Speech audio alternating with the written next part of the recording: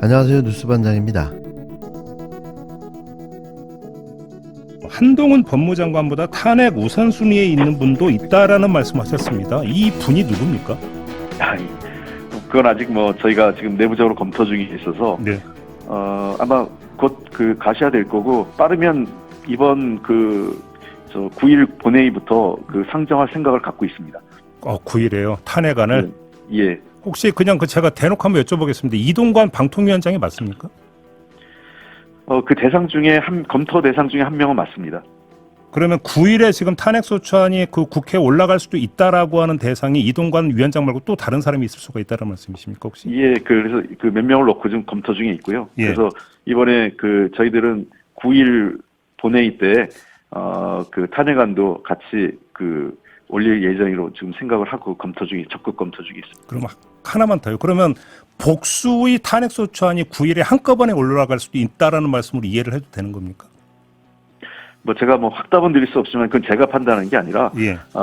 실무단위에서 검토 중에 있고요. 예. 그리고 나서 보고를 받으면 이게 원내대표가 혼자 결정하는 거 아니지 않습니까? 네네네. 지도부에서 판단하고 의원총회에서 의원님들의 동의를 물어야 되기 때문에 예. 그런 여러 가지 복수의 안을 준비해서 의견을 물을 생각입니다. 지금 실무단위 말씀하신 거 보니까 TF 그래지 혹시 검사 탄핵 말씀하시는 것 같은데요. 맞습니까?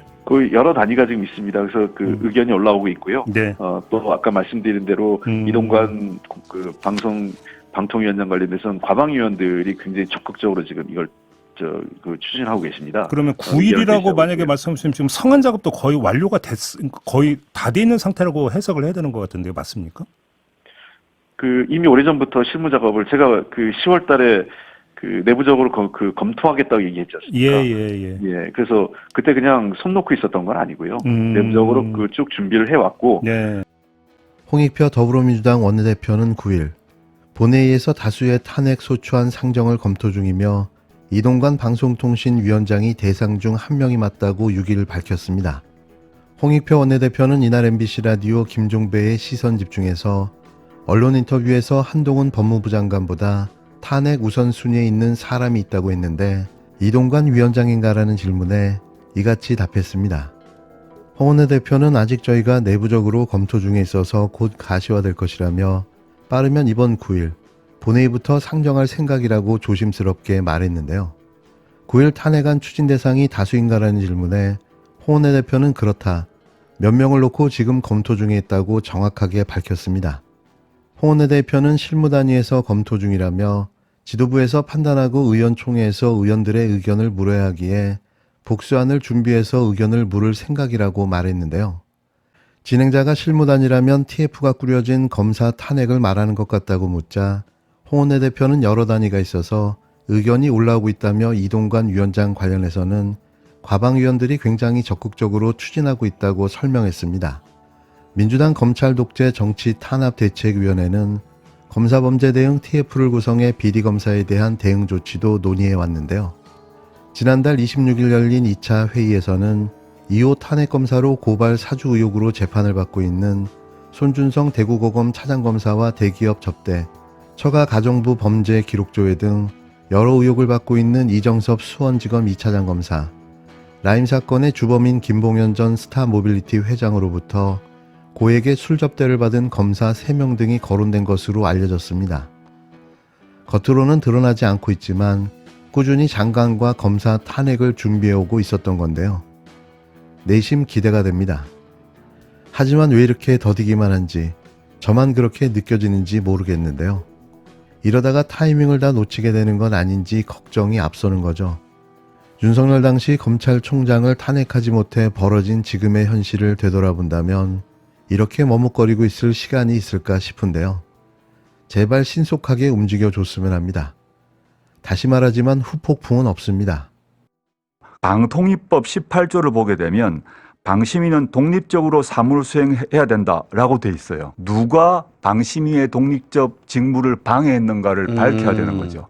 현재로 봐서는 방통위원장이 한 것으로 보이거든요. 그러면 이거는 탄핵 사유가 되죠. 방통위법 18조 위반이 분명하다. 국회 국감에서 나온 여러 발언, 국회의원들이 추궁을 해서 답변을 했을 때 방심위의 업무에 개입을 했다고 얘기를 해버렸어요. 그 점에서 저는 탄핵 사유가 된다라고 보고 있고. 방통위원장은 공직자죠. 예, 그렇습니다. 그러니까 국회 탄핵 대상이 될 수 있다. 맞습니다. 네. 탄핵 사유가 또 있습니까? 방통위법 18조 위반 외에 박문진 이사장, 권태선 이사장이 법원 판결로 계속 돌아오고 있지 않습니까? MBC. 예. MBC. 그리고 또 이사도 돌아오고 있습니다. 잘랐는데 계속 돌아오고 있죠. 그렇죠. 그럼에도 불구하고 여권의 그 김성근 이사가 이분을 임명 강행을 합니다. 그렇죠. 박문진 이사진의 인원을 초과하게 만들어 버렸어요. 맞습니다. 다른 사람이 돌아왔고 네. 새로 임명한 사람이 더해져서 이사가 늘어나 버렸어요. 그렇죠. 아주 웃기는 상황이 예. 되는데 서울행정법원에서 권태선 이사장이 제기했던 여권 김성근 이사의 임명 처분 집행 정지도 받아들였어요. 이 점도 전 탄핵 사유로 고려할 수 있다라고 보고 있습니다. 법률적인 부분만 따지더라도. 네, 법률적으로만 보면 민간 독립기구인 방심위의 운영을 방해한 것은 분명한 것 같고 또 협의했다는 건 방해한 것이죠. 그렇죠. 아예 건드리면 안 되는 거죠. 두 번째는 박문진 신임 이사장을 임명할 때 법원 판결에 의해서 불법적으로 임명을 했다는 것이죠. 이 두 가지는 좀 기본적으로 확인될 수 있는 사실을 기초로 탄핵 사유가 되지 않나 생각하고 있습니다. 한편 조국 전 법무부 장관도 가짜뉴스 심의전담 센터 설치와 관련해 방통위와 방심위는 긴밀히 협의하면 안 된다며 협의한 것 자체가 탄핵 사유라고 말했는데요. 조국 전 장관은 이날 유튜브 채널 김어준의 겸손은 힘들다 뉴스공장에 출연해 위법인데 국감 과정에서 협의했다고 인정해버렸다면서 이같이 지적했습니다. 앞서 민영배 민주당 의원은 지난달 26일 과학기술방송정보통신위 종합감사에서 류일임 방통심의위원장에게 가짜뉴스 심의전담 센터 설치와 관련해 전혀 합의한 적이 없다. 국장들과 회의를 통해 했다고 그랬다고 지적했는데요. 이어 민 의원은 제가 회의록을 처음부터 끝까지 다 살펴봤더니 9월 19일 오전 10시 33차 방심위 회의록에서 저희들이 가짜뉴스에 대한 신고 창구를 만들기로 한 것은 방송통신위원회하고 긴밀한 협의를 거쳐 결정한 것이라고 이렇게 말씀하신다며 보고를 못 받았냐라고 물었습니다. 이에 류 위원장은 그거는 제가 보고를 받았다고 답했는데요. 그러자 민 의원은 그런데 왜 협의를 안 했다고 그랬는가라며 방통위 지시가 있었던 거잖아요 라고 지적했습니다. 유일임 위원장님, 예. 제가 지난번에 하도 확신에 차서 여러 가지 말씀을 하시길래 안 되겠다 싶어서 자료를 꼼꼼하게 하여튼 이 많은 회의록까지 일일이 다 챙겨봤습니다. 그랬더니 이렇게 요약이 돼요. 위증, 졸속, 불법, 위법, 독단. 제가 그 이유를 지금부터 하나씩 좀 해볼게요. 예, 그렇습니다. 여기 국정감사장님이고 위증하면 안 된다고 아시죠? 선서하셨죠? 예. 지난번에도 위증을 하시던데 자 볼게요. 예. 제가 가짜뉴스 심의전담센터 어디서부터 요청을 받고 만드셨습니까? 했더니 전혀 협의한 적이 없다고 그러셨죠. 그리고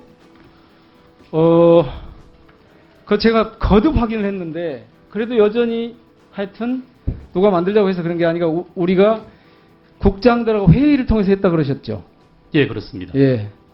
자, 그런데 제가 이 회의록을 처음부터까지 다 살펴봤더니 9월 19일 오전 10시 33차 방심위 유일임 위원장 그 전에 이제 옥시찬 의원과 김희진 의원이 옥시찬 의원이 나갑니다. 위원장의 독선과 불법적인 권한 남용을 규탄하면서 신고처 설치를 철회해 주실 것을 요청합니다.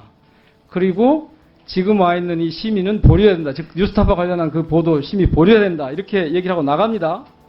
그러니까 김희진 의원은 나는 퇴근은 안 하는데 비슷한 문제를 갖고 있다. 문제의식을 갖고 있다. 이렇게 얘기합니다. 그랬더니 설명을 하세요.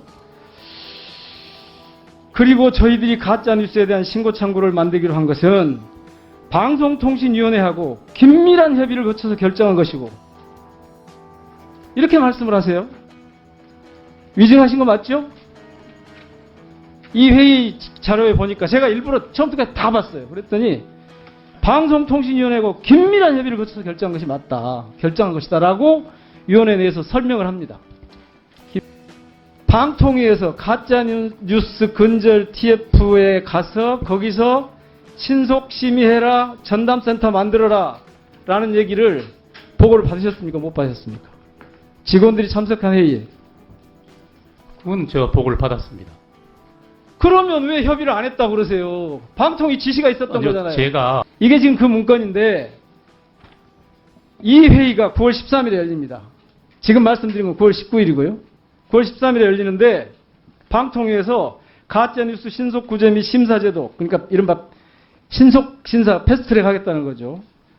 이 회의를 하는데 이 회의가 또 가관이에요. 회의 서류를 안 만듭니다. 방통위원장님. 예. 국장들이 회의 서류 안 만들고 이렇게 한 거는 위원장님 지시한 거죠? 그냥 해라 이렇게?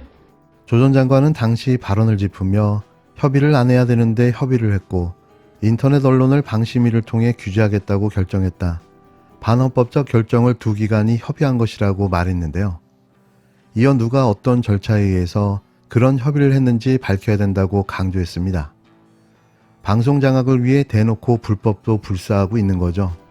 조 전 장관은 특히 방심위는 민간 심의기구인데 국감 과정에서 협의를 한 것으로 얘기해버렸다며 심각하다. 방통위법 18조에는 방심위는 독립적으로 사무를 수행해야 된다고 되어 있다고 짚었습니다. 이어 누가 방심위의 독립적 직무를 방해했는가를 밝혀야 된다며 현재로 봐서는 방통위원장이 한 것으로 보인다. 그러면 탄핵 사유가 된다고 말했는데요. 현직 이동관 방통위원장을 콕 집어 탄핵의 대상자로 규정한 겁니다. 대한민국 최고의 형법 전문가인 조국 전 법무부 장관이 말이죠. 두말하면 뭐랍니까? 이동관 위원장, 한동훈 장관과 비리검사인 손준성, 이정섭, 접대검사 3명에 대해서도 반드시 탄핵해야 합니다. 거듭 강조하지만 후폭풍은 없습니다.